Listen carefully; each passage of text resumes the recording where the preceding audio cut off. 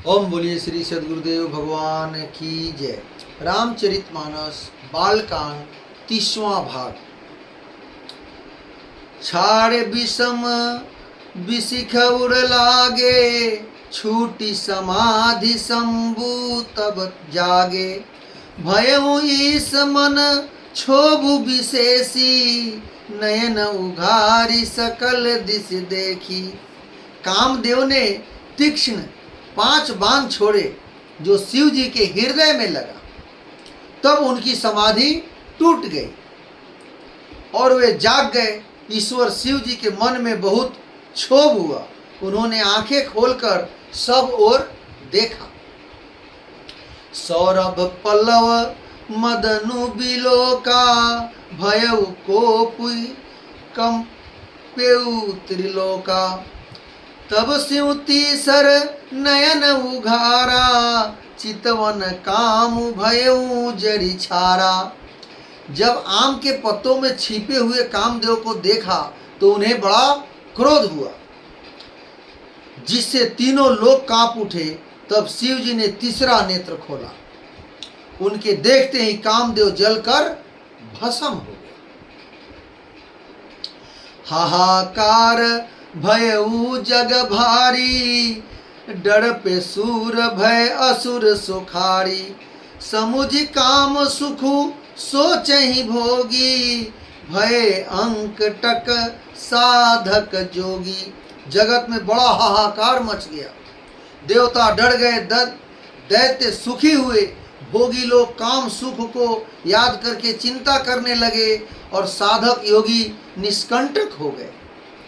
योगी अकंटक भयपति, गति सुनत रति मूर्छित भई।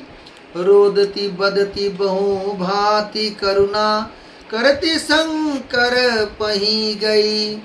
अति प्रेम करी बिनती विविध, विधि जोरी कर सन्मुख रही।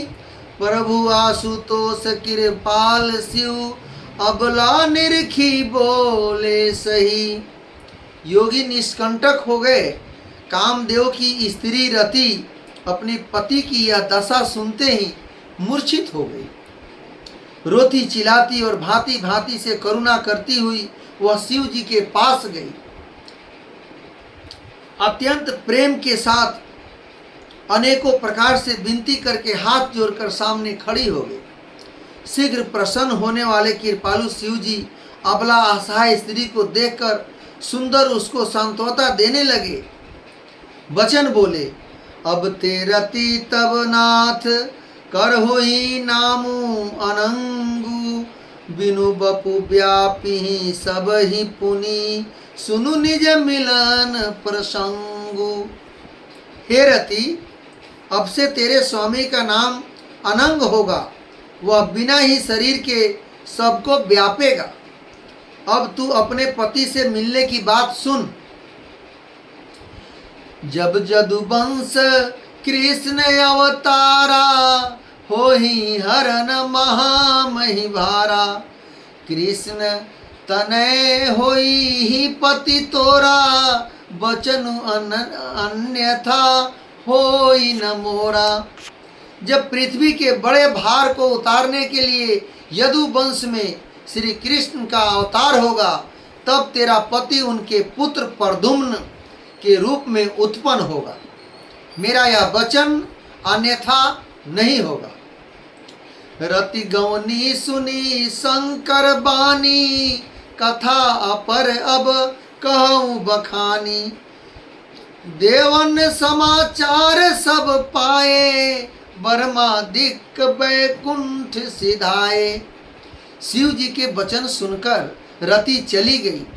अब दूसरी कथा बखान कर विस्तार से कहता हूँ। ब्रह्मादि देवताओं ने ये सब समाचार सुने तो वे बैकुंठ को चले गए। सब सुर विष्णु बिरंची समेता, गए जहाँ शिव कृपा निकेता। पृथक पृथक तिन किन्नी प्रशंसा, भय प्रसन्न चंद्र अवतंसा। फिर वहाँ से विष्णु और ब्रह्मा सहित सब देवता वहाँ गए जहाँ कृपा के धाम शिव जी रहते थे। उन सब ने शिव जी को अलग अलग स्तुति की। तब शशि भूषण शिव जी प्रसन्न हो गए। बोले कृपा सिंधु वृष केतु, कहु अमर आए के ही हेतु। कह विधि तुम प्रभु अंतरयामी, तदपि भगति बस बनवऊं स्वामी। कृपा के समुद्र शिव जी बोले, हे देवताओं, कहिए आप किस लिए आए हैं। ब्रह्मा जी ने कहा, हे प्रभु, आप अंतर्यामी हैं, यथापि हे स्वामी, भक्ति बस में आपसे विनती करता हूँ। सकल सुरन के हृदय अस शंकर परम उछाहू, निज नयन नहीं देखा चही, नाथ तुम्हार विवाहू। हे शंकर, सब देवताओं के मन में ऐसा परम उत्साह है कि हे नाथ, वे अपनी आंखों से आपका विवाह देखना चाहते हैं। तब शंकर जी को लोग कहा, यह उत्सव देखिए भरि लोचन, सोई कछु करहु मदन मद मोचन। काम जारी रति कहु बरु दिन्हा, कृपा सिंधु यह अति भल किन्हा। हे कामदेव के मद को चूर करने वाले, आप ऐसा कुछ कीजिए जिससे सब लोग इस उत्सव को नेत्र भरकर देखें, यानी सब अपनी आंखों से आपका विवाह होते हुए देखें। हे कृपा के सागर, कामदेव को भस्म करके आपने रति को जो वरदान दिया सो बहुत ही अच्छा किया आपने। सासती करी पुनि करहि पसाऊ, नाथ प्रभुन्न कर सहज सुभाऊ। पार्वती तपु किन्ह अपारा, करहु तासु अब अंगीकारा। हे नाथ, श्रेष्ठ स्वामियों का यह सहज स्वभाव ही है कि वे पहले दंड देकर फिर कृपा किया करते हैं। पार्वती ने अपार तप किया है, अब उन्हें अंगीकार कीजिए। शंकर जी से विनती किया उन लोगों ने। सुनि विधि विनय समुझी प्रभु बानी, ऐसे ही हो कहा सुखमानी। तब देवन दुंदुभि बजाई, बरसी सुमय जय जय सुरसाई। ब्रह्मा जी की प्रार्थना सुनकर और प्रभु श्री रामचंद्र जी के वचनों को याद करके शिव जी ने प्रसन्नता पूर्वक कहा कि ऐसा ही होगा। तब देवताओं ने नगाड़े बजाए, फूलों की वर्षा करके जय हो, देवताओं के स्वामी का जय हो, ऐसा सब कहने लगे। उद्घोष होने लगा, जय जयकार होने लगा। अवसर जानी सब तरिसी आए, तुरत विधि गिरि भवन पठाए। प्रथम गए जहाँ रही भवानी, भोले मधुर बचन छलसानी। उचित अवसर जानकर सप्तऋषि आए और ब्रह्मा जी ने तुरंत ही उन्हें हिमाचल के घर भेज दिया। वे पहले वहाँ गए जहाँ पार्वती जी थी और उनसे छल से भरे मीठे विनोद युक्त आनंद पहुँचाने वाले वचन बोले। कहा हमार न सुने हूँ तब नारद के उपदेश, अब भा झूठ तुम्हारपन जा रे काम महेश। नारद जी के उपदेश से तुमने उस समय हमारी बात नहीं सुनी, अब तो तुम्हारा प्रण झूठा हो गया, क्योंकि महादेव जी ने काम को ही भस्म कर डाला। पार्वती जी को जो है विनोद युक्त ऐसे ही बोल रहे हैं। मास प्रायण तीसरा विश्राम। सुनि बोली मसुकाई भवानी, उचित कहे हूँ मुनि बर विज्ञानी। तुम्हारे जान का मुँह अब जारा, अब लगी शंभु रहे सबिकारा। यह सुनकर पार्वती जी मुस्कुराकर बोली, हे विज्ञानी मुनिवरों, आपने उचित ही कहा। आपकी समझ में शिव जी ने कामदेव को अब जलाया है। अब तक तो वे विकार युक्त कामी ही रहे। हमरे जान सदा शिव जोगी, अज अवबध अकाम अभोगी।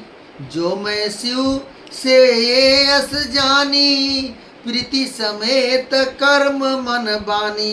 किंतु हमारी समझ से तो शिव जी सदा से ही योगी, अजन्मा, अनिंद, काम रहित और भोगहीन है।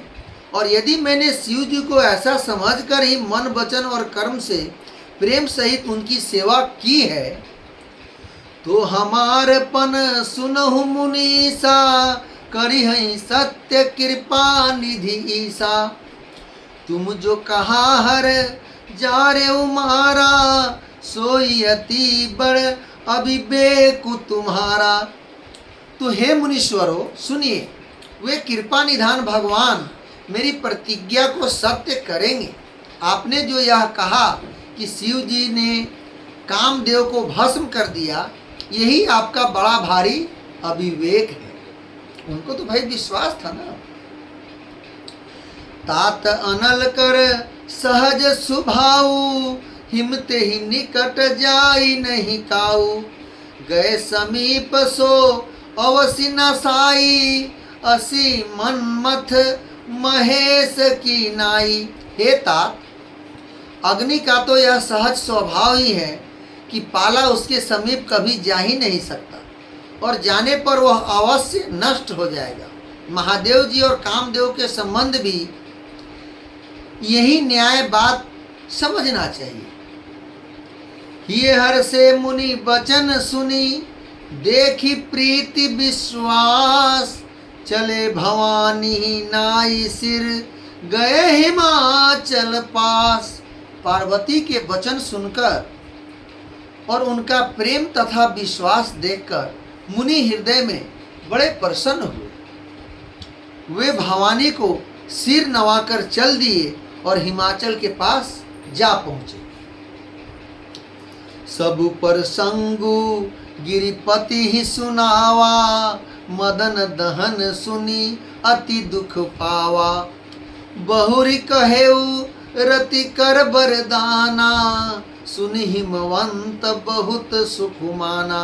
उन्होंने पर्वत राज हिमाचल को सब बात बताया, सुनाया। कामदेव का भस्म होना सुनकर हिमाचल बहुत दुखी हुए। फिर मुनियों ने रति के वरदान की बात कही, उसे सुनकर हिमवान ने बहुत सुख माना, थोड़ा संतुष्ट हुए।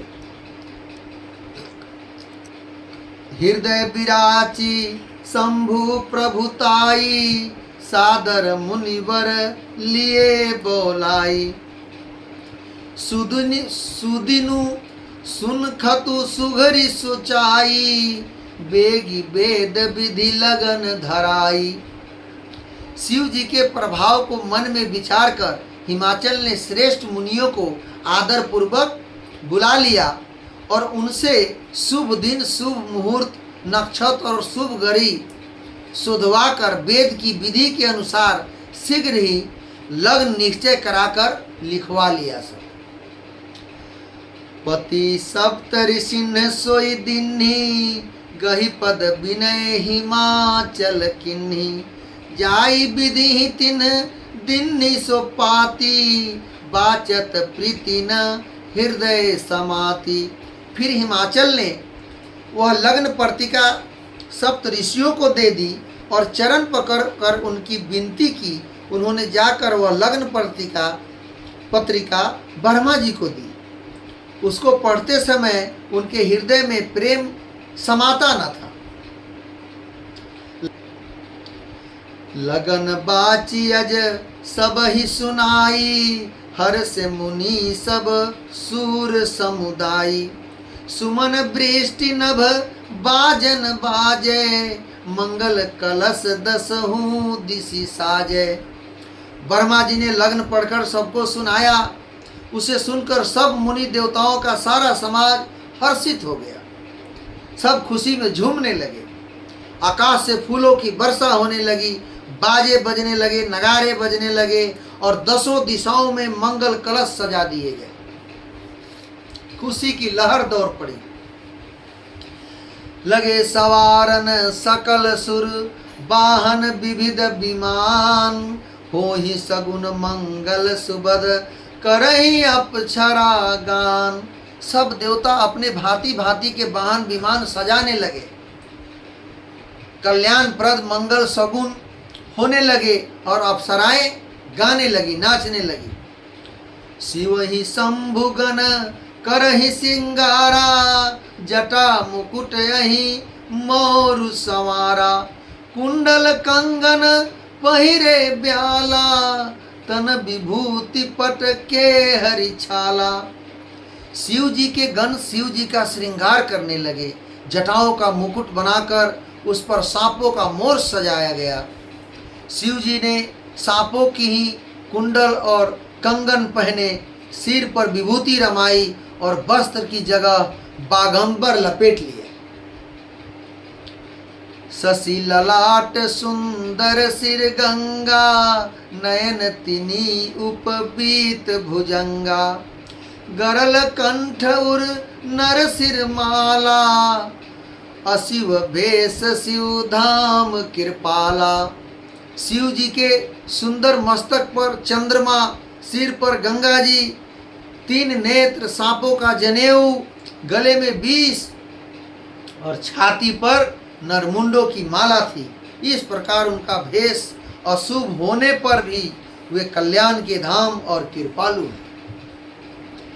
कर त्रिशूल अरु डमरु बिराजा, चले बसह चढ़ी बाजहि बाजा, देखी सी वही सुरत्रिये मुसुकाही, बरलायक दुल्हिनी जगनाही।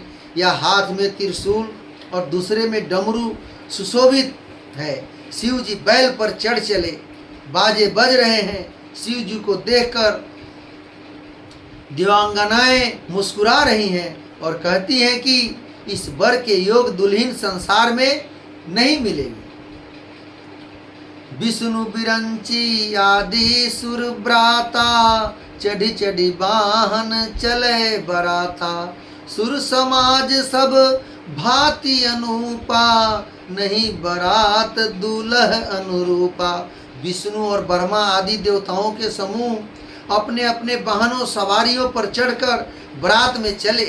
देवताओं का समाज सब प्रकार से अनुपम परम सुंदर था, पर दूल्हे के योग्य बरात न थी। विष्णु कहा अस बिहसी तब, बोली सकल दिशिराज, बिलग बिलग होई चलहु सब, निज निज सहित समाज। तब विष्णु भगवान ने सब विकल्पों को, सब दिक्पालों को बुलाकर हंसकर ऐसा कहा, सब लोग अपने अपने दल समेत अलग अलग होकर चलो। सबको बोले कि सब लोग अपने अपने दल समेत अलग अलग होकर चलो। बर अनुहारी बरात न भाई, हंसी करे हहु पर पूर जाई, विष्णु बचन सुनी सुर मुस्काने, निज निज सेन सहित बिलगाने। हे भाई, हम लोगों की यह बरात वर के योग नहीं है, क्या पराये नगर में जाकर हंसी करवाओगे? विष्णु भगवान की बात सुनकर देवता मुस्कुराए और वे अपनी अपनी सेना सहित अलग हो गए। मन ही मन महेशु मुस्काही, हरि के बिंग बचन नहीं जाही, अति प्रिय बचन सुनत प्रिय केरे, भृंगी पेरी सकल गण तेरे। महादेव जी यह देखकर मन ही मन मुस्कुराते हैं कि विष्णु भगवान के व्यंग्य वचन दिल लगी नहीं छूटेगी।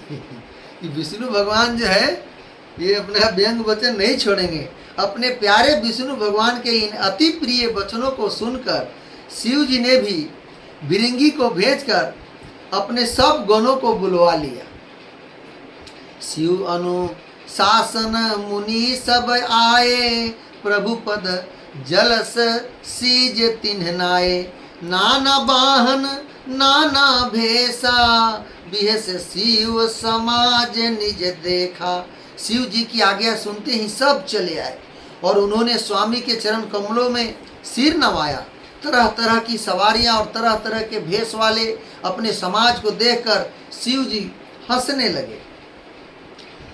कुमुखहीन विपुल मुख काहू, बिनु पद कर को बहु पद बाहु। विपुल नयन को नयन विहीना, रिष्ट पुष्ट को अति तन खीना। कोई बिना मुख का, किसी के बहुत से मुख हैं, कोई बिना हाथ पैर का, तो किसी के कई हाथ पैर हैं, किसी के बहुत आँखें हैं, किसी के एक भी नहीं है, कोई बहुत मोटा ताजा है तो कोई बहुत ही दुबला पतला है। अब चलिए, अब अगला भाग जो है कल बनाएंगे। ओम बोलिए श्री सद्गुरुदेव भगवान की जय।